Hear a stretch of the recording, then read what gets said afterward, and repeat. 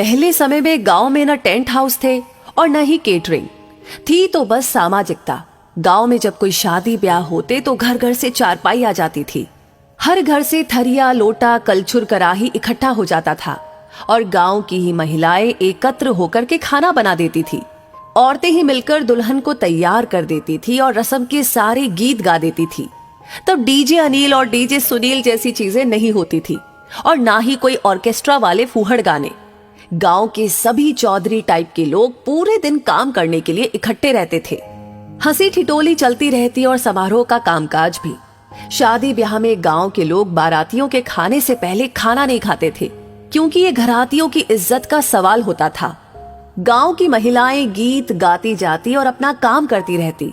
सच कहूं तो उस समय गांव में सामाजिकता के साथ समरसता होती थी। खाना परसने के लिए गांव के लड़कों का गैंग समय पर इज्जत संभाल लेते थे। कोई बड़े घर की शादी होती तो टेप बजा देते, जिसमें एक कॉमन गाना बजता था, मैं सेहरा बांध के आऊंगा मेरा वादा है। और दूल्हे राजा भी उस दिन खुद को किसी युवराज से कम न समझते। दूल्हे के आसपास नाव हमेशा रहता।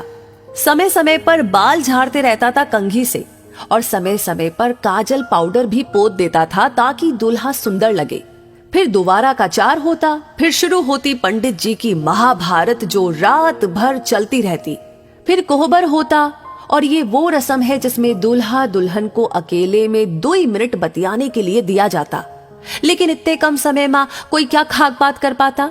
सवेरे खिचड़ी में जम के गारी गाई जाती और यही वो रस्म है जिसमें दूल्हे राजा जेम्स बॉन्ड बन जाते। हम नहीं खाएंगे खिचड़ी। फिर उनको मनाने कन्या पक्ष के सब जगलर टाइप के लोग आते।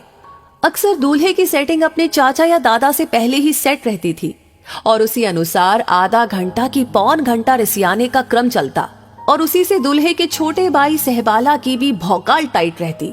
लगे हाथ वो भी कुछ न कुछ और लहा लेता। फिर एक जयघोष के साथ खिचड़ी के गोले से एक चावल का कण दूल्हे के होठों तक पहुंच जाता और एक विजयी मुस्कान के साथ वर और वधू पक्ष इसका आनंद लेते।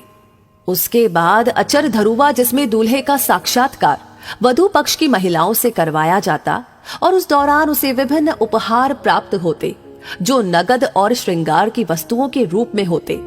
इस प्रक्रिया में कुछ अनुभवी महिलाओं द्वारा काजल और पाउडर लगे दूल्हे का कौशल परीक्षण भी किया जाता और उसकी समीक्षा परिचर्चा विवाह बाद आहूत होती थी और लड़कियां दूल्हा के जूता चुराती और 101 रुपए में मान जाती।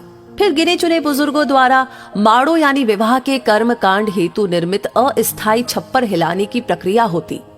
वहां हम लोगों के बचपने का सबसे महत्वपूर्ण आनंद उसमें लगे लकड़ी के शुंगों यानी कि तोता को उखाड़कर प्राप्त होता था और विदाई के समय नकद नारायण कड़ी कड़ी 10 रुपए की नोट जो कहीं 20 रुपए तक होती थी।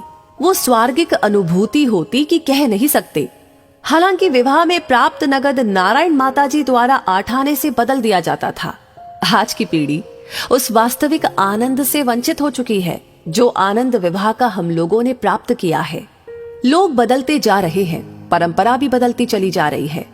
आगे चलकर ये सब देखने को मिलेगा कि नहीं वो विधाता जाने, लेकिन जो मजा उस समय में रहा वो मजा अब धीरे धीरे विलुप्त हो रहा है। वैसे आप क्या कहेंगे इस बारे में? आप कितना सहमत है? आपकी क्या राय है? हमें जरूर बताएं और इस वीडियो को ज्यादा से ज्यादा शेयर जरूर करें।